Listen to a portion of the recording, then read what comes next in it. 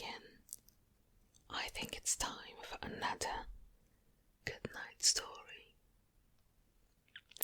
Forget about once upon a time. This nonsense occurred just a few weeks ago. Allow me to introduce myself. My name is Pardon a Fool. I proudly come from a long line of entertainers and have faithfully served King Louis as a court jester for 20 years.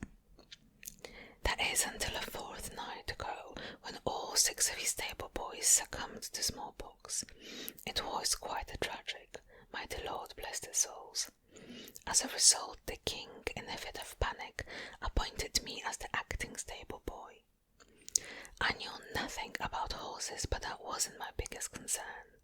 You see, the king's only daughter, Princess Lala, has spent most of her childhood fighting various illnesses. It was somewhat of a miracle that her 16th birthday was nearing. The only gift she requested, the one she wanted more than anything else in the world, was a talking unicorn. Everyone knows there is no such a thing as a unicorn that can speak. They only make regular noises. However, in desperation to please his daughter, the king sent his men into the darkest, most dragon-infested forest in the hopes that one would turn up. Here's where I come in. People readily believe I'm a fool, since I act in meaningless ways to make them laugh. My job brings me great pleasure, but in reality I'm quite intelligent. Ever since I invented the jumper pot, the king has trusted me to help him to solve many pressing problems, though I had never doubted my ability to rise to a challenge until now. If the men return empty-handed, it will be up to me to figure out how to make the princess happy. On my first day working in the stable, the men were still on their search. I spent my time feeding, cleaning, and otherwise caring for the horses. By the time I finished, the sun had settled at the horizon. I was exhausted from the physical labor. It was a welcome relief to step out into the fresh air and take a rest. As my gaze wandered, I glimpsed movement at the top of the hill. It was the king's 12 men in silhouette against the pink of the sky. Each had a unicorn in tow. Shouts erupted behind me as the guard at the gate yelled for the king. It took only moments for him to appear from the castle. He came towards me. "Goodness," he said, "there are 12 of them." "Yes, your highness," I replied. "Are there enough stalls?" "Yes, your highness. Most excellent of all." I had never seen a unicorn in person. As they approached the barn, I could tell at once they were beyond magnificent. They had shimmering white coats and delicate horns that held the golden warmth of sunlight. Colourful streaks of glitter adorned their wavy manes and long tails. The king was delighted. "How incredible that you found not one, but 12 talking unicorns. Lala shall be the happiest girl alive."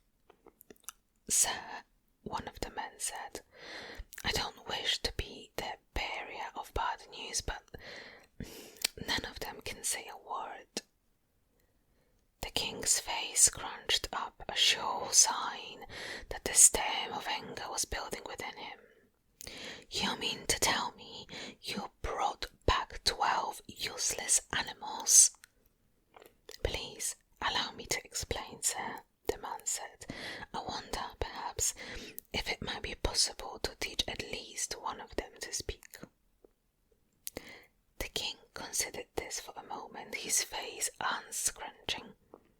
He nodded slowly. "Yes, yes. I suppose it's worth a try." He turned to me. "A fool. You are not to leave the stable until these animals start speaking, do you understand?" "Yes, your highness." I knew I was neck deep in the moat at that point. I'd been faced with an impossible impossible task, and almost immediately things turned sour. Don't get me wrong, the unicorns themselves were easy enough to get along.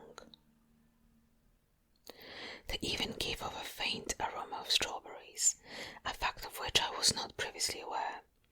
No, the problem was, how shall I say this, their poo. Apparently with unicorns, whenever nature calls, balls of glittering glitter drop from under their tails. Once these delicate objects come in contact with the ground, they pop, and glitter goes everywhere. Unlike horse manure, it can't be gotten with a pitchfork. It's difficult to sweep, and it sticks to everything. Despite this unforeseen issue, I wasted no time trying to teach these gentle creatures to talk. They were all excellent sports about it, and a few of them seemed interested in giving it an honest go. They moved their lips around, opening and closing their mouths, but they couldn't make the proper sounds. All they managed was a bit of ah noise. I decided I could not do this alone, so I summoned the best English tutor in the kingdom, Inga Bottoms. "Oh, they are lovely," she declared when she met the unicorns. "Do they have names?" "Huh?" I said. I don't suppose they do." "Well, they need names. How else shall I keep track of their progress?" "Good point." I gathered the animals in a half circle around us. I started with the one at the end. "Okay, that one there with the lilac streaks in her mane, let's call her 1. Next to her with a chip in her horn, she shall be 2. Then let's see, we have 3, 4, 5, 6, 7, 8, 9, 10, 11, and 12. How's that?" Miss Bottoms nodded. "That shall suffice. Let's begin." And so we did. Every morning after I fed the unicorns a breakfast of oats and hay, Inga Bottoms arrived at the stable to give them their speaking lessons. After 2 weeks I was beginning to lose hope. The princess's birthday was only 5 days away, and nothing resembling a world had been produced from any of them. That morning, however, during mouth exercises, Aid kept playing around with her tongue on her teeth, while making different sounds with her throat. Out came La. Miss Bottom snapped her head towards me. "Pardon, did you hear that?" "I did indeed." "Aid, do that once more." "La," she said. My entire body quivered with excitement. "Now try to say it twice." "La, la." "Sweet Mary and Joseph," Miss Bottoms shouted. "She can't pronounce the princess's name. I shall go fetch the king at once." I ran out of the stable, through the lawn, over the drawbridge, into the castle, and burst through the throne's room door. "Sir," I whistled, "you must come quickly." "What is it, Aloof?" "A miracle you must see to believe." The king followed me to the stable. As soon as the foot crossed the threshold, a gasp escaped his lips. "Good Lord, what is the meaning of all this?" I assumed he was speaking of the ankle-deep glitter in which we all stood. "Sir, forgive me. You forbade me from leaving the barn, and I'm the only one here to handle all the work. I apologize. Things have really piled up." "No matter. I will summon help to address the mess. But first, show me what you have accomplished." "Of course," I replied. "8, if you will." She obliged.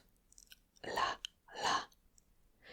The king's eyes widened, his hands clasping together in front of his chest. "Splendid! Lala will be pleased beyond measure to receive such a unique gift. Yes, this one shall become the Princess Unicorn." "Most excellent, Your Grace. What shall we do with the leftovers?" I asked. "Pardon?" "The leftover unicorns, of course." "Oh, release them back into the forest at once."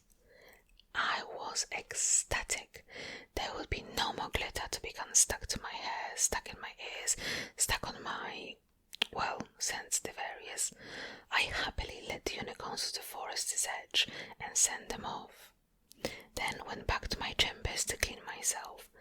I had to dump the water from my bathing barrel 3 times to remove all the glitter.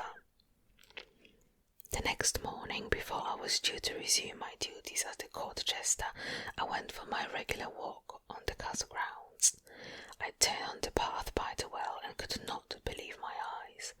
The leftovers were standing in front of the stable, all 11 of them. Sweet little 3 had a nasty dragon bite on her rump. "Oh no," I thought. "You cannot come back," I said. "I appreciate your efforts on behalf of the princess, and I realize the forest can be somewhat dangerous, but we are not equipped to take care of you here. You must leave." But they refused to go. Everywhere I went, they followed. Whenever I was in the castle, they stood patiently outside waiting for me, dropping more glitter. It blew into the eyes of the guards at the gate. It settled on the surface of the moat, leaving a sparkling sheen. Things would soon be out of hand. I approached the king with this predicament. "Sir, the unicorns are back and they refuse to leave. I'm at a loss as to how to get rid of them. I apologize. I feel I have failed you." "No apology necessary, you fool. They are rather amicable creatures. Perhaps we should allow them to stay," the king replied. "Oh no, that I do not recommend. The mess they leave behind is unbearable, like a punishment actually. We must find somewhere else for them to go." "A punishment, you say?" asked the king. Yes, I suppose it is." "All right then. Bring 11 petty thieves from the dungeons and the stocks. Provide each of them with a unicorn and send them home. But choose only those prisoners who have children." "Fantastic idea, Your Grace. I will make that happen straight away." Within an hour, 11 men and women stood before me on the lawn. I bestowed one majestic animal upon each of them and sent them back to their families. Problem solved. Lala and Nate have been inseparable since the first meeting. The princess even insisted a store be built in her room so they may sleep near each other. At first the king balked at the idea, not wanting to deal with the glitter issue, but he was powerless to tell his daughter no. So I built a contraption from the princess's window to the ground.